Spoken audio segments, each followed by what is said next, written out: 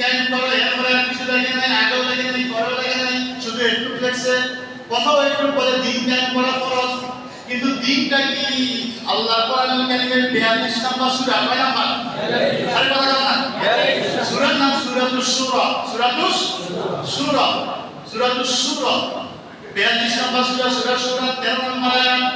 শারআ লাকুম মিনাদ দীনি মা ওয়াসা বিহি নূহা ওয়াল্লাযী আওহাইনা ইলাইকা ওয়া মা ওয়াসাইনা বিহি ইব্রাহিম ওয়া মূসা ওয়া ঈসা আন আকিমুদ্দীন ওয়া লা তাতাফাররাকু ফি।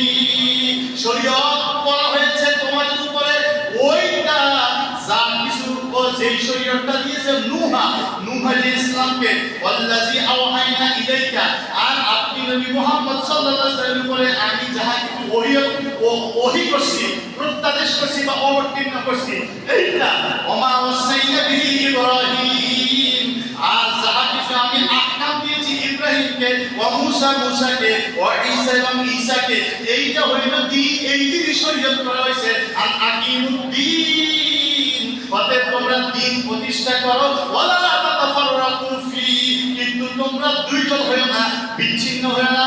আলেমরা এখানে আছে, অনেক আলেম আছে, এজন্য বলি খেয়াল করে শুনেন। পবিত্র ইসলামের শরীয়ত হইল, কোন ব্যক্তি যদি একটা মাছের দাম জিজ্ঞাসা করে, ধরেন হুজুরের বিক্রেতা আমি ক্রেতা, বড় একটা রুই মাছ আমি জিজ্ঞেস করছি, হুজুর বা ভাইজান এটা দাম কত, কত বিক্রি করবেন?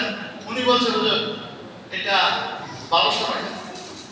আমি বলছি না এটা 600 টাকা। বলছে না এটা পারবো না, আপনি দিলে মিনিমাম 1000 টাকা দিবেন। আমি বলছি এত টাকা দিতে পারবো না, দিলে 700 টাকা দেন। দামাদামি চলতেছে, দামাদামি বলা হয় না, দামাদামি। আপনি আইসা দেখলেন যে মাছ একটা দামাদামি চলতেছে, মাছ আপনার পছন্দ হয়েছে, 2000 টাকা হইলে আপনি মাছ এটা দিবেন। আপনার টার্গেট কি? 2000 হইলে আমি মাছ এটা নিব।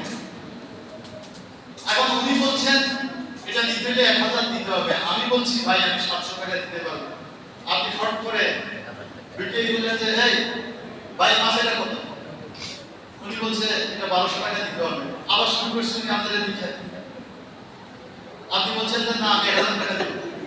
উনি বলছেন না ভাই 1000 না একটু বাড়াই দেন, কারণ ওনার তো একটা আমার 1000 বলে কথা না। এই যে আমরা দুইজনের দামাদামি করছি, এখনো দামাদামি কমপ্লিট হয় নাই। আমি 700 বলছি, উনি 1000 বলছে, সীমা এখনো কাজ কমপ্লিট হয় নাই। যে আমি বলি যে ভাই তো ঠিক আছে আমি দেব না, আপনি অন্য কারোর কাছে পাইলে বেশ।